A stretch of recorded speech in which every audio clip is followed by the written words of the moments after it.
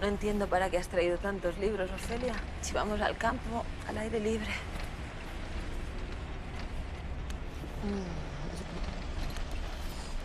Cuentos de hadas. Ya eres muy mayor para llenarte la cabeza con tantas zarandajas.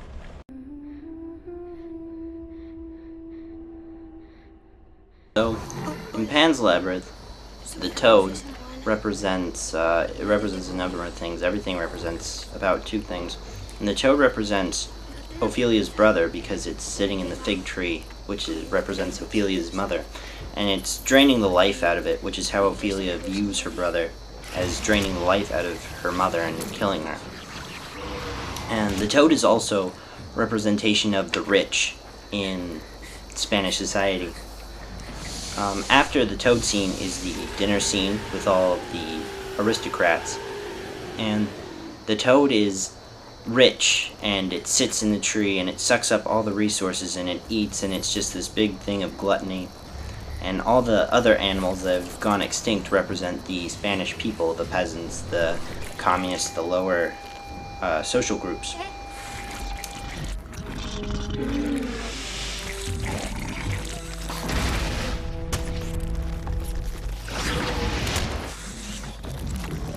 When the toad is tricked by Ophelia and regurgitates itself, that's supposed to show birth, like the violence and basic ickiness of birth as Ophelia sees it, and the toad really represents her brother in that way.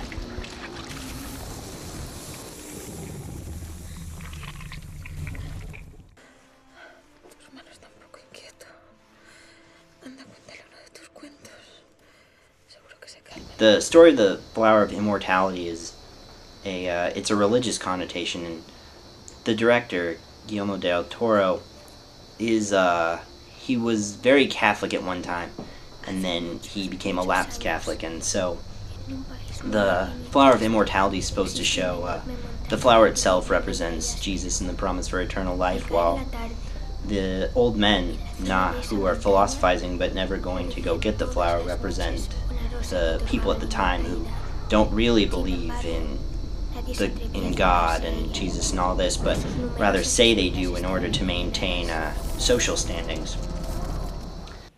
The stick bug that Ophelia sees at the beginning seems harmless, but is actually known in the area where the movie was filmed. It's like this predatory bug. It goes around and it stings things. And that's really kind of representative of Ophelia's mindset at the time, of both the baby and herself. The baby seems harmless to everyone else, but she sees it as this predatory thing that's trying to kill her mother. And Ophelia herself is she looks like a sweet little girl, but she's trying to get rid of her brother, to kill it, which is why the fawn asks her to do away with her brother near the end. And the stick bug appears after her mother's illness gets really bad on the car on the way to see the captain. And it's really a manifestation of Ophelia's wishes, her darker need to get rid of her competition for her mother's affection, being her brother and the captain. He visto un hada. Pero mira cómo te has puesto los zapatos.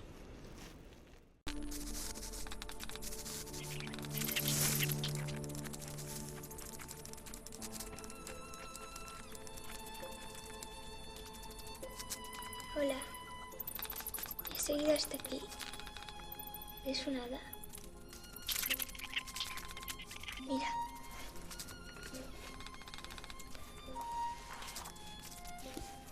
Esto es un hada.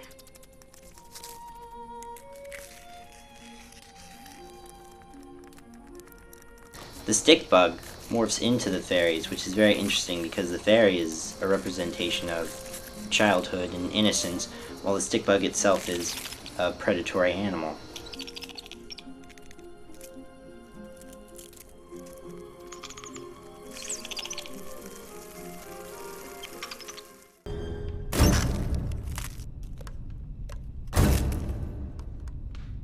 The pale man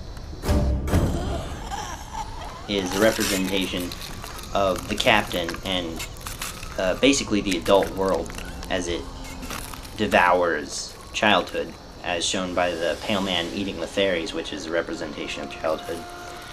And the Pale Man has this enormous feast in front of him, but he only eats children. And that's supposed to represent, like, the Catholic Church at the time, having near limitless wealth, really, but going after people and scaring them with violence, with threats, with excommunication at the time. And they had all of this in front of them, but chose instead to go after the people being the revolutionaries. And the church also was good at ending the childhoods by devouring the fairies.